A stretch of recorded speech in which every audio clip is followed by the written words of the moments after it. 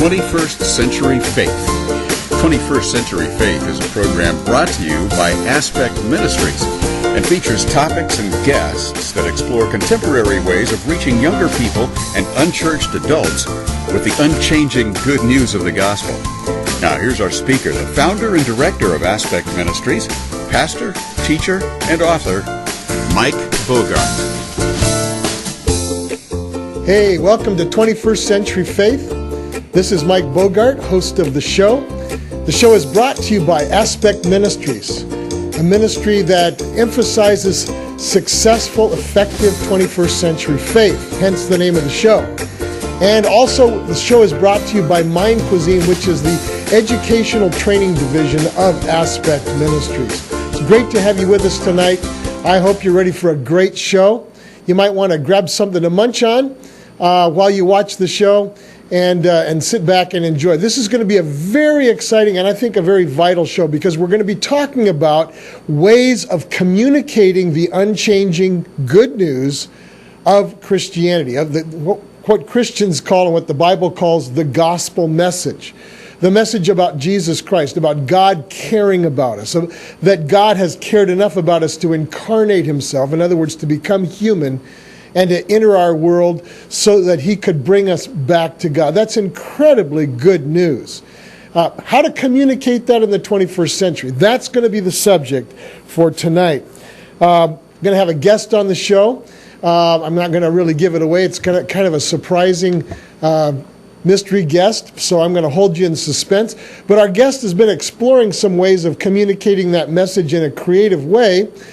This guest has not been the first one to use these methods, but been exploring some ways of communicating the faith in some different ways, and we're going to have that guest on the show just a little bit later on. But before we do that, I want to give a little bit of background.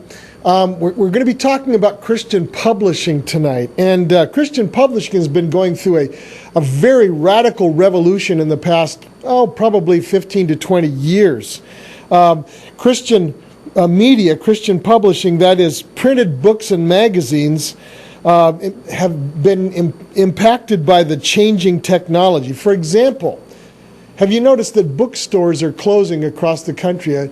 Probably a good example of that was back in 2011 when Borders closed its doors. And not only bookstores in general, but Christian bookstores tend to be closing fairly rapidly because the profit margins are so razor thin. For example, in the 1970s, people estimated there were about 5,000 Christian bookstores across the country. Today, about 2,500. So about half that number are still open. It's a very difficult business to be in. What's causing this revolution in publishing? Well, first of all, new publishing venues like self-publishing. Self-publishing has taken off in the last 10, 15 years. Now almost anyone can write a book, but also e-books. So the need for paper novels, paper printed material is much less. The Kindle revolution and the e-reader revolution has really changed the way people read these days. Also, there's a lot of free information on the internet through websites. Also, many books are offered for free or very minimal charge, and so that's cut into the publishing industry's profits.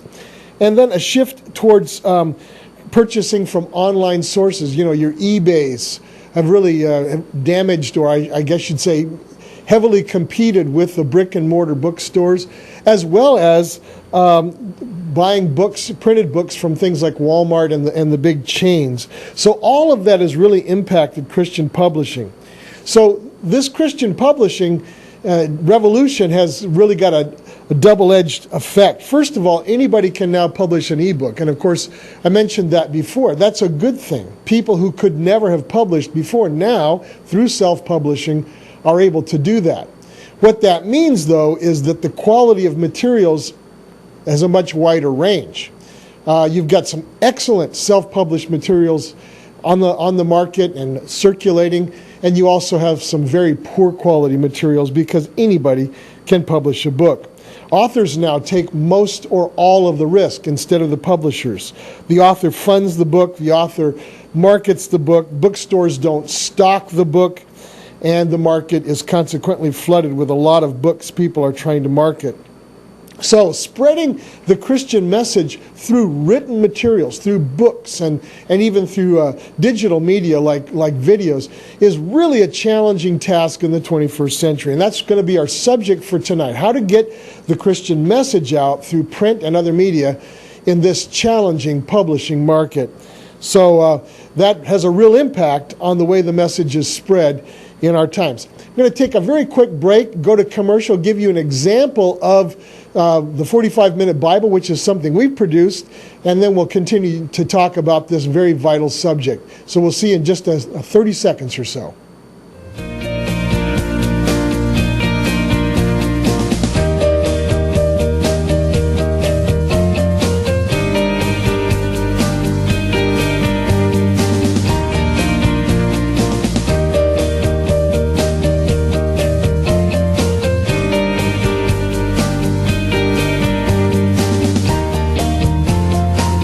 CentralValleyTalk.com.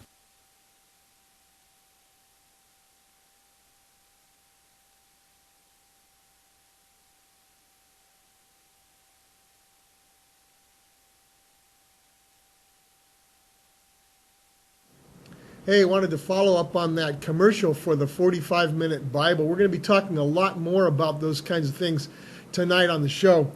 But that's an example of Mind Cuisine, which is the educational training resource division of Aspect Ministries. It's just an example of some of the resources that we have available for people today in this digital and visual age of the early 21st century. Mind Cuisine is as I said, is the educational resource division of Aspect Ministries. It was created with some very simple things in mind. We wanted to get out facts about religious issues, about controversial social issues in our times. One of the things I noticed years ago was that so much information was being pushed around and circulated, and much of it wasn't totally fact-based. A lot of it was heavily biased in nature. And one of the things that I learned to do as a community college teacher and as well as university teacher as the years went by, I've taught in colleges and universities now for 23 years as a part-time addition to my ministry employment. But one of the things I learned was that you don't have to skew information to get people's attention. That if you present material in terms of its facts and present it authentically and compellingly, people will listen and they will make up their minds for themselves. And I have learned a very difficult lesson, and that is Christianity compares rather well with many of the other ideologies and religions out there if it's presented alongside the others in terms of its facts. So Mind Cuisine was formed with the idea that we would just present fact-based information about Christianity, but also about the other religions. We would make it user-friendly so that you didn't have to have some kind of advanced degree to understand what was being talked about. And we would leave it with a decide-for-yourself approach. A person could look at it and come to their own conclusions. And we found that to be very successful with a wide range of people in churches as well as in academic classrooms and other kinds of venues. Mind Cuisine's goals are really to do three things. First of all, we focus on facts. It is fact-based, as I mentioned before. We don't give urban legends. We don't give slanted opinion if we can help it. We try to document all of our facts with real citations and academically, sound sources. And that's really important in this world that we live in because it's an information age, and people get very, very suspicious of facts if they don't come across as being authentic and having some basis in some kind of real valid materials. Secondly, we work hard to be accessible. We work hard to speak to the common person, not to the intellectuals. And my wife helped me with that over the years in my preaching. She always encouraged me to do as the old preacher said, bring the hay down where the horses can reach it. And that's been a real learning experience for me, but it's been a valuable one in that we learn to speak on the common level. Teaching college, especially teaching beginning students, is very helpful in that regard. And so we've developed a talent and an experience of being able to communicate on a very basic level with people, and yet to do so very compellingly. And then thirdly, we major in civility. There's far too much information out there that's angry, that promotes polarization. Far too much of our discussion about social issues is in the form of accusations with people that we disagree with. And we believe that that's got to stop. We believe, obviously, people are going to come to their own conclusions, and there are going to be serious disagreements. But we don't have to add to the rancor and the anger any more than is already generated, perhaps just by the differences of opinion. We need to learn to respect people and to speak rationally and compassionately, even when we are passionate about what we believe. So over the past years, we've been honing those skills in our products. So with the time remaining, I believe we have just about a minute or so until our break. With the time remaining, I'd like to just review some of the materials we have to offer. The 45-minute Bible you got just a glimpse of a few minutes ago. What I tried to do with that was to offer a very brief, obviously 45-minute overview of what's in the Bible. Obviously, there's not a lot of detail in that video. But the value of it is to give you what I call a bird's eye view of the Holy Scriptures. That from Genesis to Revelation, at least from a Christian point of view, from Genesis to Revelation, the flow of the Bible from beginning to end becomes clear. I've found that a lot of people have a lot of misconceptions about the Bible, and that even Christians who go to church regularly have only a spotty understanding of how it all fits together. So that's one resource. We'll talk about some of the others when we come back from break, and we'll give you some examples of some of the resources that you could have. So we'll see you in just a couple of minutes.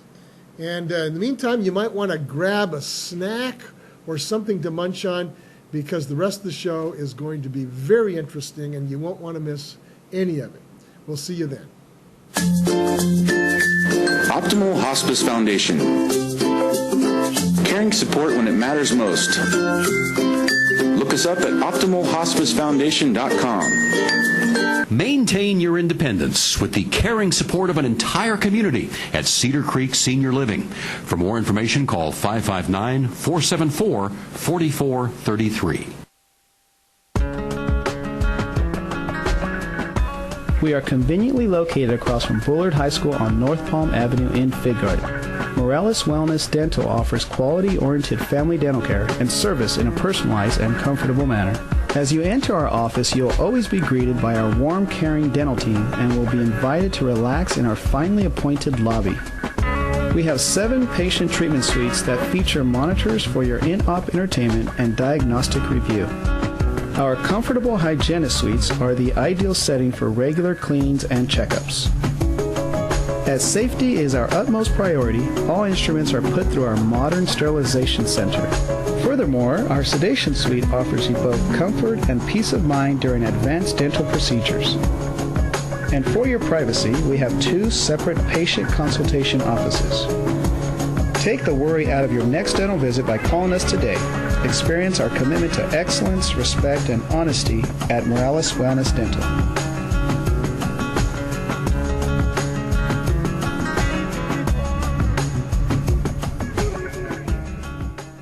Whether your wedding is rustic, vintage, formal, traditional, casual, elegant, or just a little outside the box, Black Tie and Bridal Lace has everything you need to dress your entire wedding party.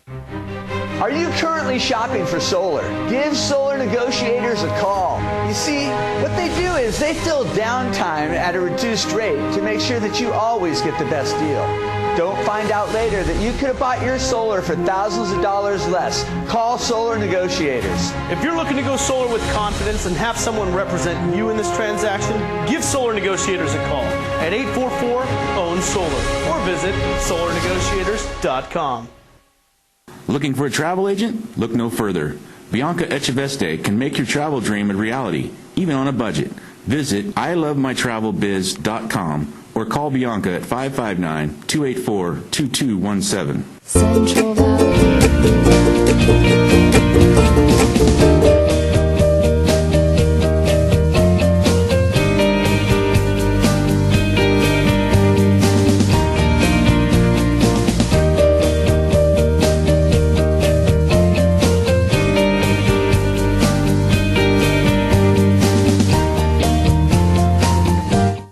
CentralValleyTalk.com. Hey, welcome back to 21st Century Faith. We're going to be talking about communicating the Christian message in the 21st century. And you've been perhaps watching long enough to see a couple of commercials about a product that we have to offer called the 45-Minute Bible. And those products offered by Aspect Ministries are accessible on our educational resource site called Mind Cuisine, MindCuisine, mindcuisine.com. If you want to order those materials, they're available there. Just go to mindcuisine.com, click on the product tab, and you can order anything you want there. One of the products we have to offer is the 45-Minute Bible, which we've been talking about.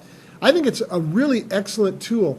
These tools can be used as personal resources, just for personal information. There's something you can watch yourself, or they can be used with groups because it comes with discussion questions. And the value of a product like that is that it allows you to see the big picture of what the Bible is, from Genesis to Revelation. We talk about why certain books are in the Bible, why those books. It's called the canonization issue.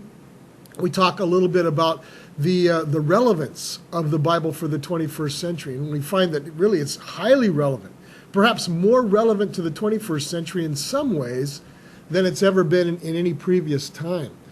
And so it's a very valuable tool. It wraps it all up in 45 minutes. Another set of tools that we have are 4 other videos on world religion issues that I've put together as a world religion teacher.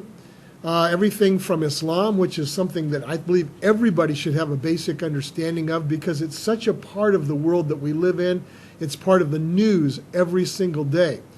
And I have a 35-minute video presentation on Islam, what it believes, what it teaches, what it practices, and also where it came from, and some issues about how Muslims and non-Muslim people can relate successfully. Also, I put together some videos on religions that people ask me about quite a bit as a world religions teacher. So I have a video called I Know Mormonism. I have a video called I Know the Jehovah's Witnesses, and I have a video called I Know the New Age Movement. Now, it's not to pick on those particular groups, it's just the ones that people ask me about most frequently. And so we made videos, again, about 35 to 40 minutes on each one, explaining the history behind them, the teachings and the practices, and some of the unique social aspects of those particular religious groups or movements. So just to give you sort of a taste of what these videos could be like, we're going to show you some clips right now, and then we'll be back to discuss them.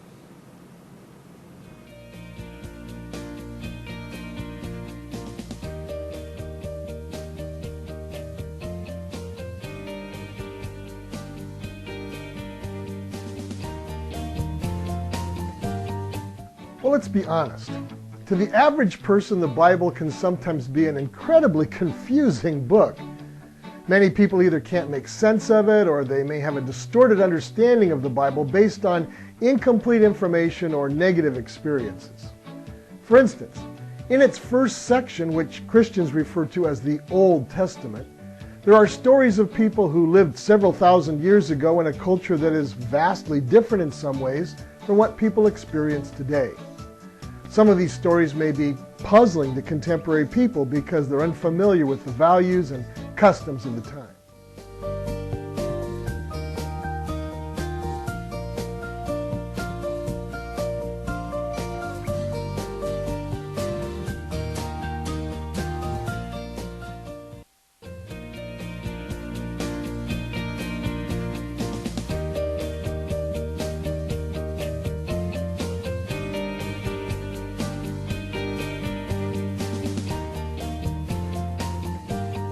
4 gospel accounts are followed by instructions to Jesus' followers about how to live in a world that often doesn't take God all that seriously.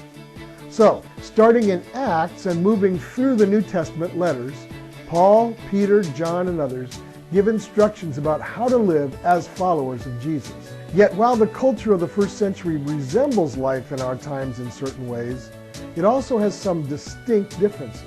For instance, sometimes the New Testament speaks about issues that don't seem to correlate directly with issues we commonly face. For example, the need for women to keep their heads covered out of modesty, the issue of circumcising or not circumcising male children, and a number of others. In the first letter to the Corinthians, we may stop and ponder the instructions about personal conscience concerning the issue of eating meat sacrificed to pagan idols. Or we may find ourselves wondering how the extended arguments in the book of Hebrews about Jesus' superiority to anything in Judaism fits our world and the struggles we face. So it's no surprise that some modern readers of the Bible just throw up their hands and walk away. The truth be told, a surprising number of committed believers are tempted to do something similar once in a while.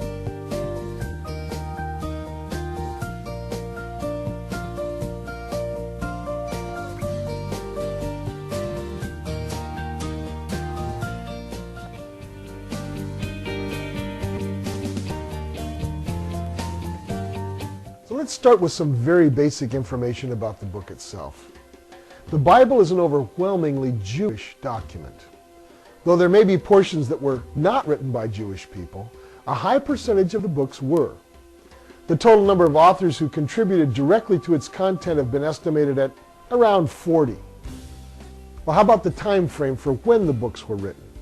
The earliest of the Old Testament books could have been written down as far back as maybe 1400 BC, if you take the traditional viewpoint on its dates, or several centuries later if you take a more critical position. The last of the New Testament books were complete sometime just before the end of the 1st century AD. So from beginning to end, perhaps a total of as much as 1,500 years from beginning to end. Now, when scholars talk about the canon of Scripture, they really mean the list of accepted books that are in the Bible. The problem is that there are several official canons of Scripture, depending upon which group you ask. For example, Protestants hold to a 66-book canon, with 39 in the Old Testament and 27 books in the New Testament. The Old Testament accepted by Protestants is identical in overall content to the Jewish canon of Scripture, which the Jews call the Hebrew Scriptures, or, among themselves, the Tanakh. On the other hand, Roman Catholics have a 73-book canon. They accept as inspired Scripture all of the books that Protestants do, but add 7 more called the Apocrypha. Eastern Orthodox Christians accept the Roman Catholic canon plus a few more bits and pieces to make an expanded Apocrypha. Now, how did these books become accepted as Scripture?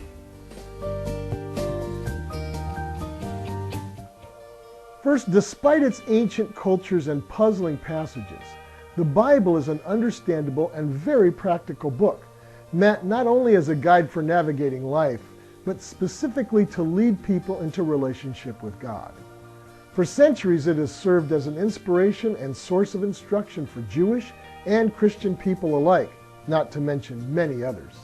Secondly, the Bible continues to be a source of controversy. Check out any local bookstore or go online. What you will find are dozens of books about the Bible. Some are blatantly and virulently anti-Bible, marshaling all sorts of arguments and evidence to show its contradictions, errors, and inconsistencies. On the other side are many more books, modern and not so modern, that resolve apparent contradictions and explain what seem to be inconsistencies and errors. In the end, much of how a person sees the Bible already exists in that person before they ever read a single page.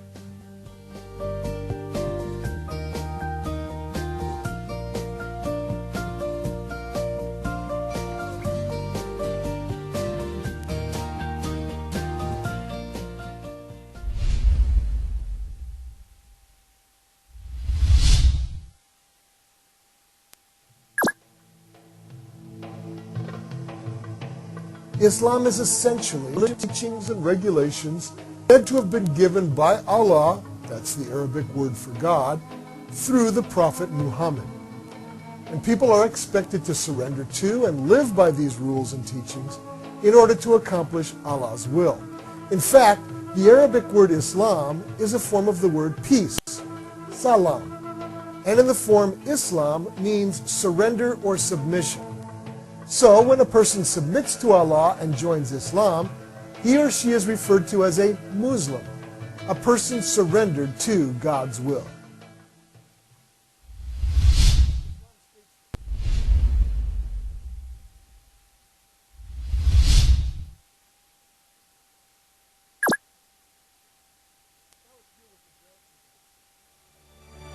As I said earlier, the two main branches of Islam are Sunni and Shia.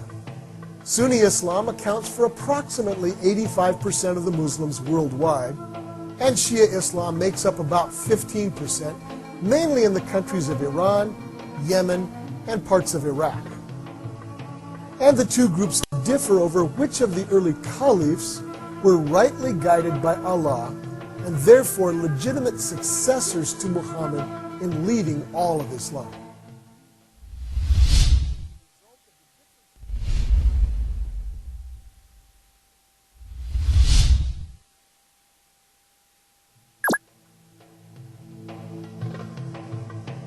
Islam is essentially a religion of teachings and regulations said to have been given by Allah, that's the Arabic word for God, through the Prophet Muhammad.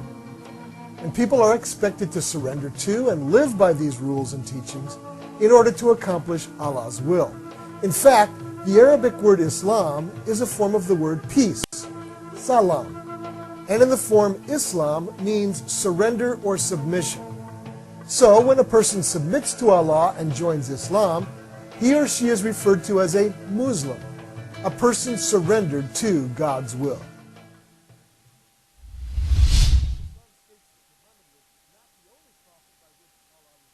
Well, I hope you enjoyed that.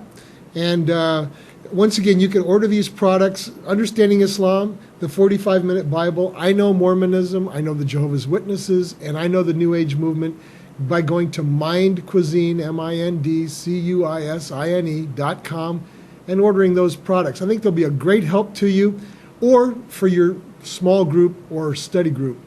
So we're going to take a break right now, and we'll come back in about 3 minutes. This segment is brought to you by Jonathan Rooker of the Law Office of Nuttall & Coleman. We help good people during tough times. Call 441-0441.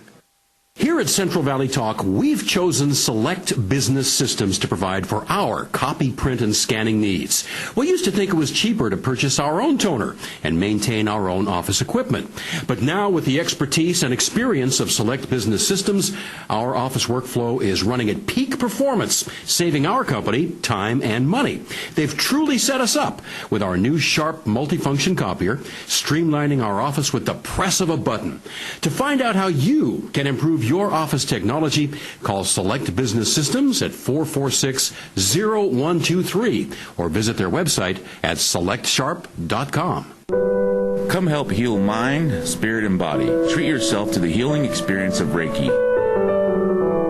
Classes available.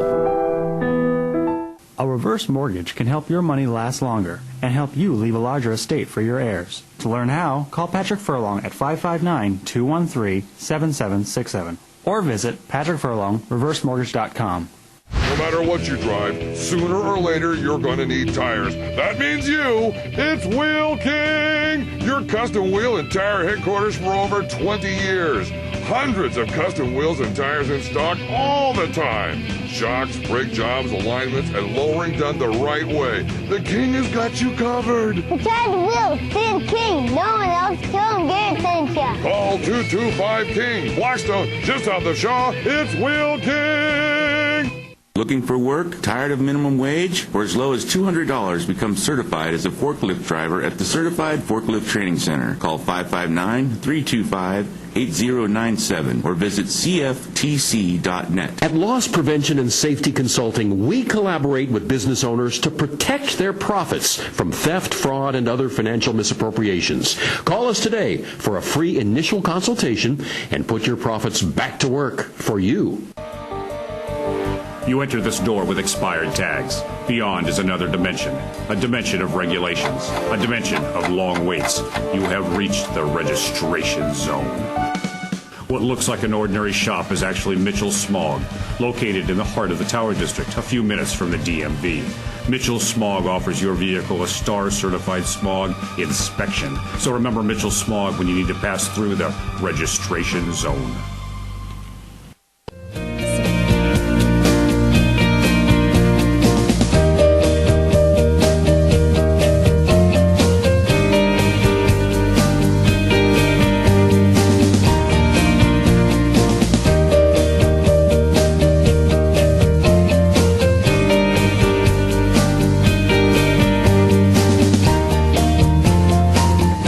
CentralValleyTalk.com.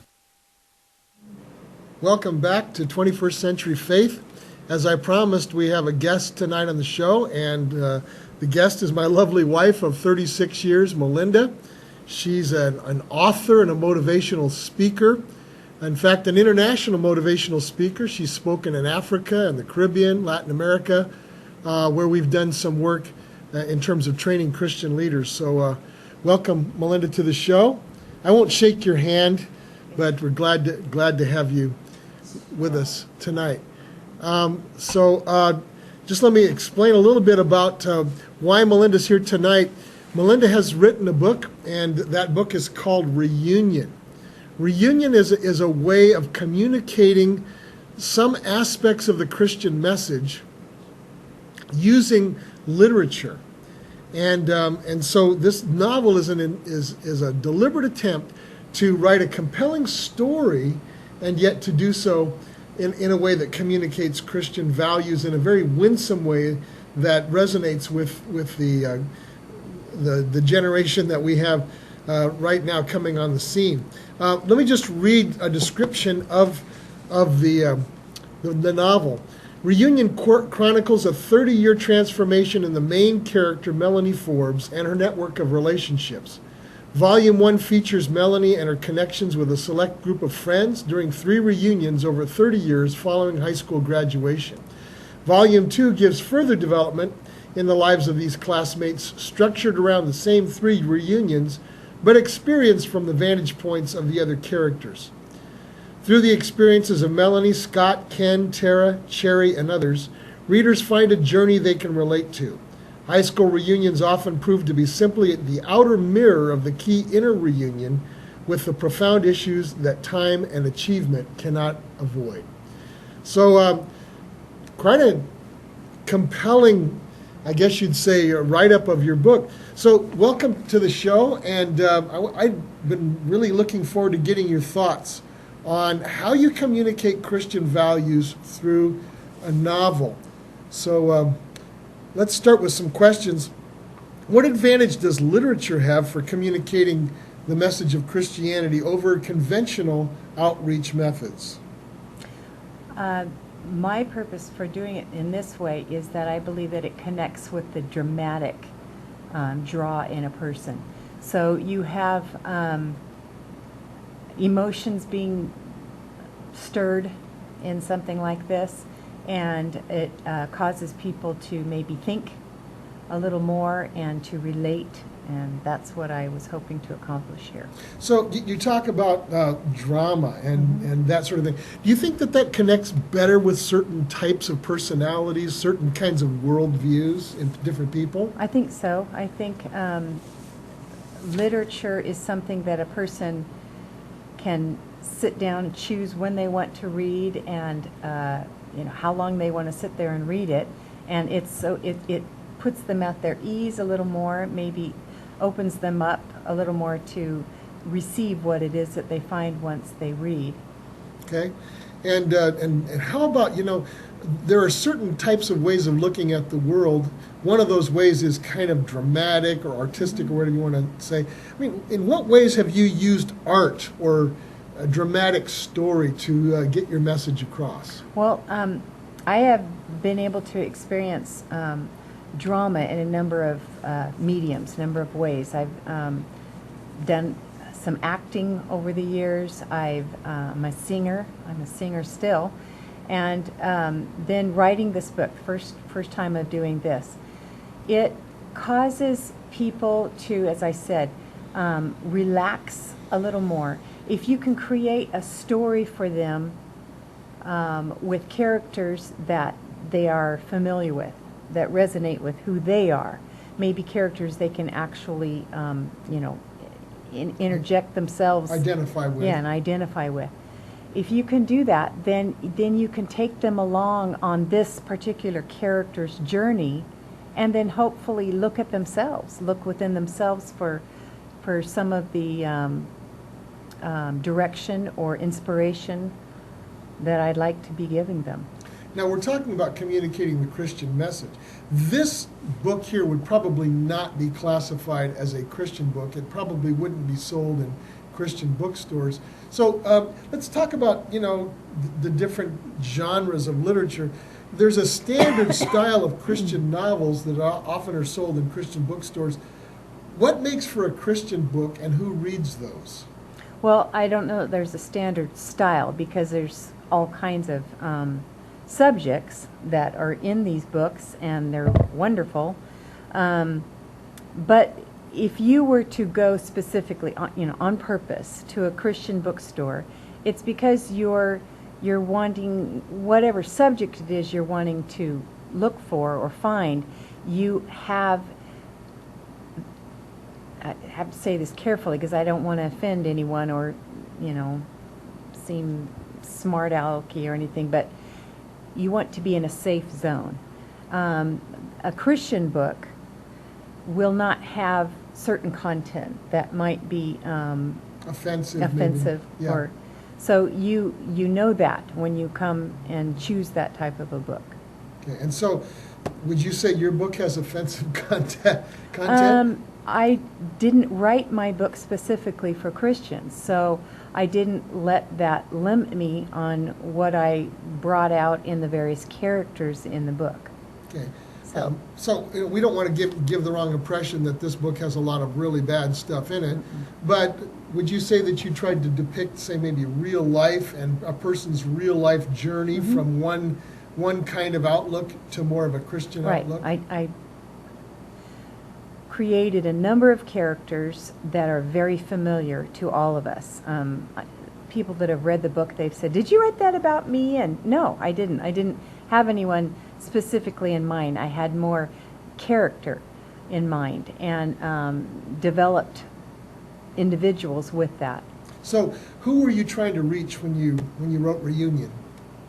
I'd like to reach people who may be unwilling to sit and have a message of the gospel given to them in some other format, but who would be willing to be intrigued by a story. You read the back of a book and it hopefully draws you into, gosh, that sounds interesting, something like that. So I wanted to be able to attract someone who may be turned off by other forms of evangelism and would be more curious about something that came out of a book. Now, I don't evangelize in this book. I don't give the 4 spiritual laws. I don't spell out the gospel, but I do walk people along on life choices and journeys that they may take, and then give them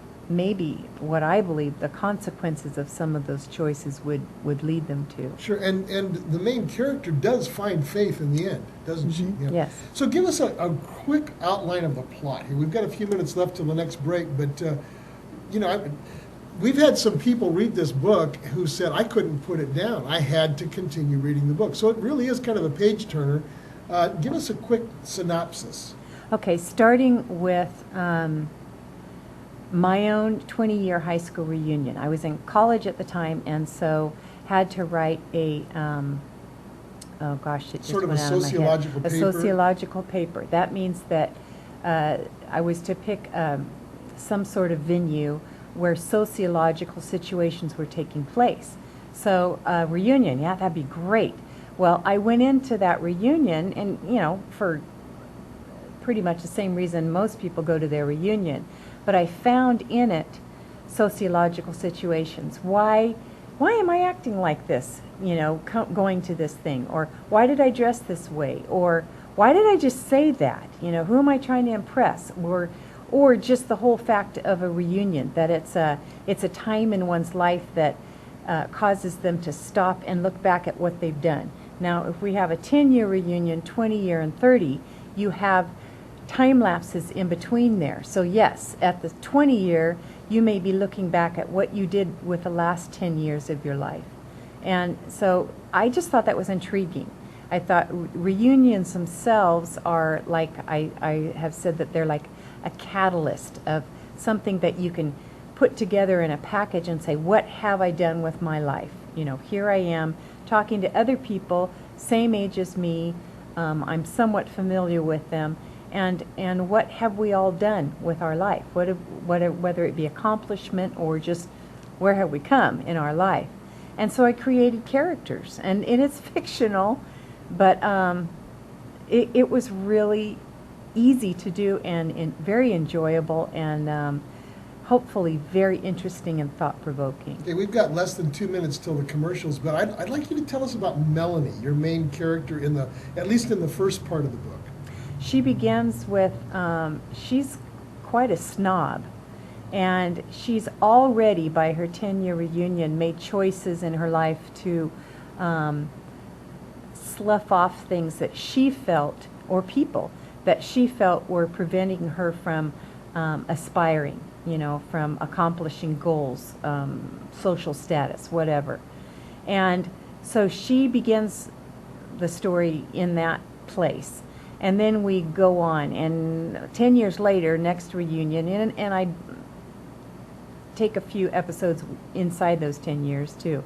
But she comes back, she's learned a few lessons, or she's at least seen the outcome of some of the choices that she's made in the way that she lived and what she ignored or turned her back on in order to accomplish something else.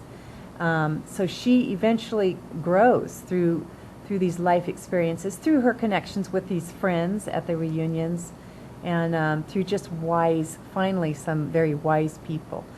I have to say one thing. I took a Christian and put them in this story because I'm so sick and tired of Christians being portrayed as idiots, or hypocrites, or weak, or whatever. And I tried to create a Christian as I have seen one. There's a lot of personal experiences that were put into this character. And so I enjoyed being able to do that too. It's kind of my chance to portray what I believe to be a genuine Christian. Well, more in just a minute. We're going to take a break and come back with Melinda Bogart, our guest tonight. Optimal Hospice Foundation. Caring support when it matters most. Look us up at optimalhospicefoundation.com. Maintain your independence with the caring support of an entire community at Cedar Creek Senior Living. For more information, call 559-474-4433. We are conveniently located across from Bullard High School on North Palm Avenue in Fig Garden. Morales Wellness Dental offers quality-oriented family dental care and service in a personalized and comfortable manner. As you enter our office, you'll always be greeted by our warm, caring dental team and will be invited to relax in our finely appointed lobby. We have 7 patient treatment suites that feature monitors for your in-op entertainment and diagnostic review. Our comfortable hygienist suites are the ideal setting for regular cleanings and checkups. As safety is our utmost priority, all instruments are put through our modern sterilization center. Furthermore, our sedation suite offers you both comfort and peace of mind during advanced dental procedures. And for your privacy, we have 2 separate patient consultation offices. Take the worry out of your next dental visit by calling us today. Experience our commitment to excellence, respect, and honesty at Morales Wellness Dental.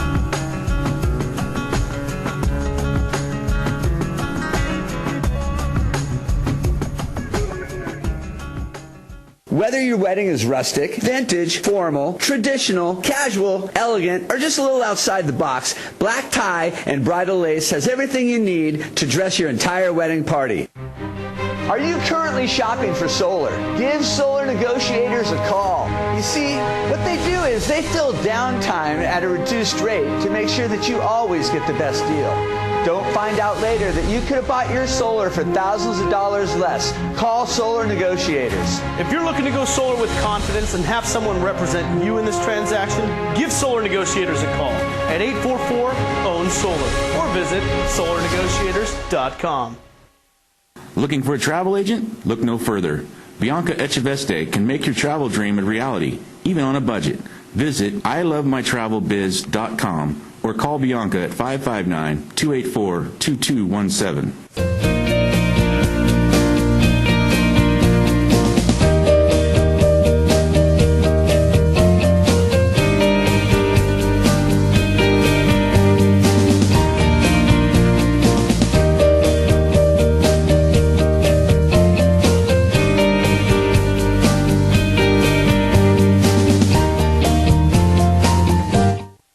CentralValleyTalk.com.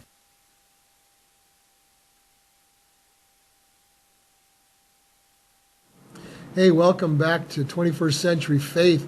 We're here tonight with my special guest, my lovely wife, Melinda, and we're talking about, communicating the Christian message effectively in the 21st century.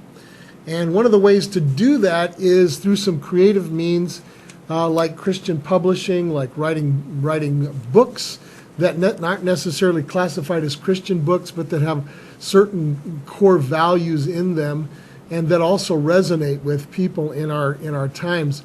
And I'd be very neglectful if I didn't tell you where you could purchase this book that we've been talking about. The title is Reunion.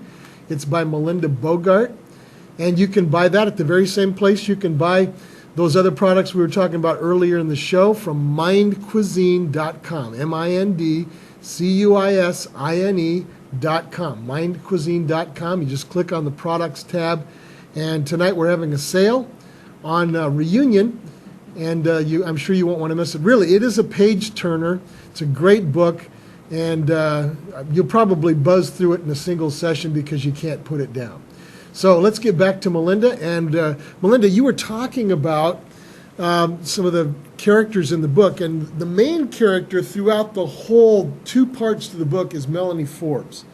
And you were talking about some of the life lessons she learned over the period of the 3 reunions, the 10, the 20, and the 30-year reunions, that kind of delineate the plot of this book. So what exactly has Melanie learned by the 30-year reunion? I can't tell you that. Then you wouldn't read the book. So I can't divulge that information. Well, what would you be willing to tell us about Melanie's journey? She learned. Okay.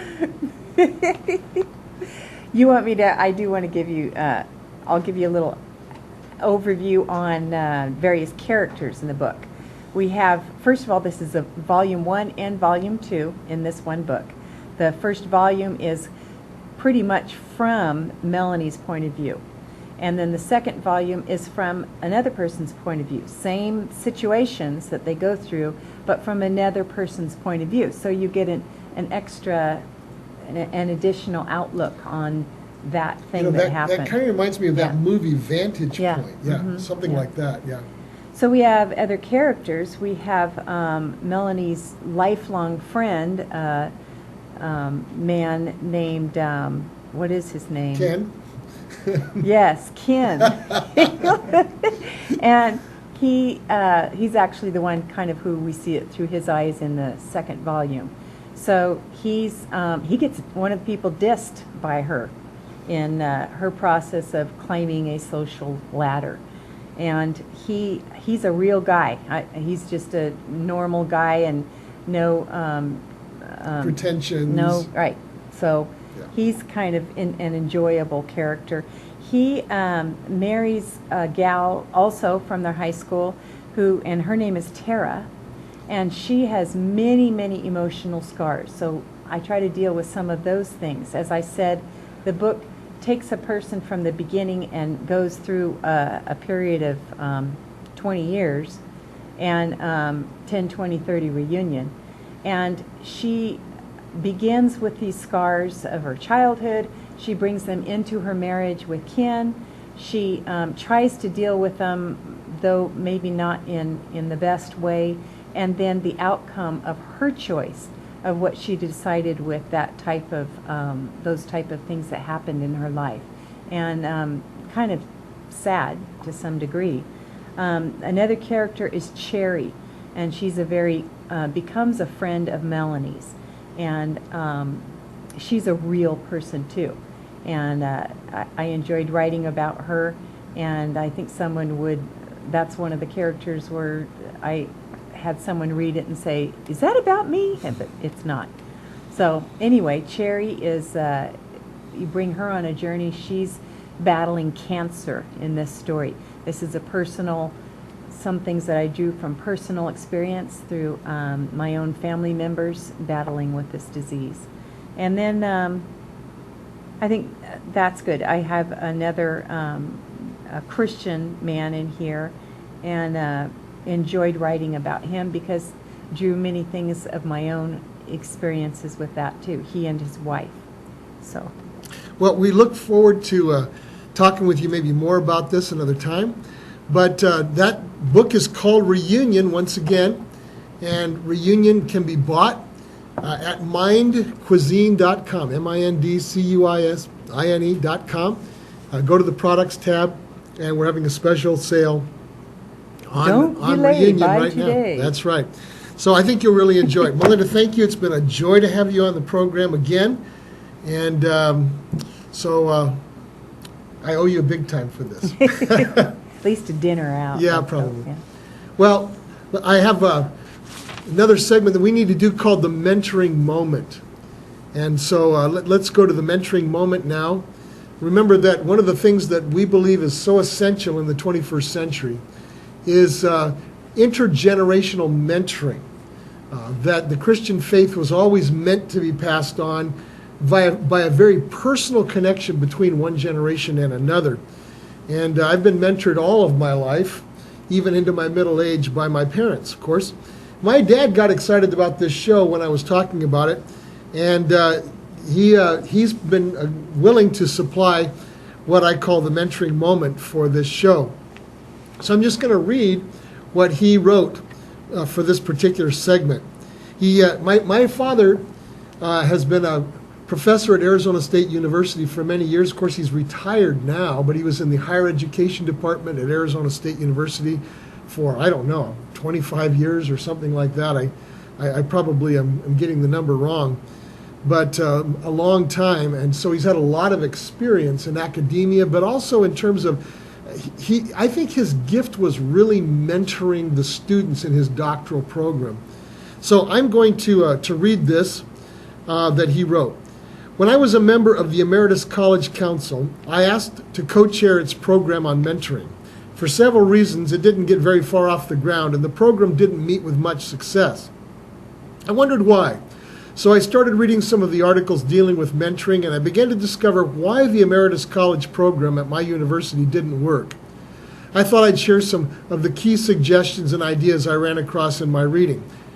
First, if one is going to mentor millennials, it's essential to connect with them using their levels of interest, which may very well center around the use of technology. After all, that's the age we find ourselves in, whether we wish to or not. Many millennials do not have the social skills that the baby boomers and Generation X did. So we have to discover ways of bringing them into open social discourse. Second, you want to develop their trust. An ongoing open relationship in which you show your appreciation and respect for their interests and ideas will help you gain that trust. Third, we need to let the millennial or millennials you want to mentor understand that your relationship with them is valued and that you can learn much from them in the process. If one acts superior or detached in your interactions with them, then you've lost the right to mentor them. Carl Moore, a professor at McGill University, writes, "We believe that millennials are typically more interested than previous generations in finding a mentor. Millennials tend to have multiple mentors, the traditional older ones, as well as peer mentors or coaches. Secondly, mentorship is a two-way road. Today, mentoring is reversed, where those being mentored mentor their mentors about 20% of the time. Randy Emelo, a CEO of Triple Creek River, a provider of social learning software, writing in Workforce magazine, believes that millennials have grown up in an environment with highly involved baby boomer parents, passionate teachers, and other influential authorities telling them that mentoring is vital to a successful professional career. Well, it seems to me, as your dad with a lifelong attempt to mentor you and your brothers, that such mentoring is crucial, not only for developing careers, but also developing a life filled with love and understanding for others, a life reflecting moral and ethical values in ongoing dealings with others. Son, I hope this is helpful. Love and God bless, Dad." You know, that's a good example, I believe, of one way of passing on values and especially passing on the Christian faith to the generations that follow. It has to come with real in-depth involvement with one generation to another. So let's spend the remaining couple minutes that we have in this show talking about ways that we can mentor different generations of people. It's true, I come from the baby boomer generation. That's 1946 to 1964. And that generation tends to have some certain core behavior characteristics, certain core values that we hold in common. Those of us from the baby boomer generation that embraced Christianity, in my own case, I embraced Christianity as a 19-year-old in university during the Jesus movement. Some very special demographics went on during that period. And of course, we have our own particular cultural ways of, I guess you'd say, engaging with the Christian faith. How do you pass that on from that generation to the millennial generation, which grew up at a very different time, had some different experiences, and perhaps have some different priorities? Well, that can only happen as interaction takes place. How does interaction take place? How do you share, life experiences and deeply held values from your point of view to somebody else's point of view? Well, you've got to create those situations where those kinds of things happen somewhat naturally. And that means that you look for common interests. You look for ways to spend time together in the kinds of venues in which authentic personhood emerges. Now, it works differently for different people. If you're a talker, you need to develop situations where you get together with younger people and you talk about things that you share a mutual interest in. Maybe you're more of an action-oriented person. So let's say that you're an avid fisherman. Find some millennials that would like to learn fly fishing or would like to just go fishing with you. And then in the context of fishing, you talk about life issues and your own faith and how that's worked out in your life and how God's answered prayers and how you've seen, the truth of Jesus infiltrate your life. If you're a quilter, do that. If you like cooking, do that. Well, we'll talk more about this in other shows, but for now we've just about run out of time. But let's remember that we've got to mentor people, and that's how we pass on Christian faith. We'll see you next week, same time, Central Valley Talk.com, 6 to 7 on Wednesday nights. Glad you joined us. See you next time.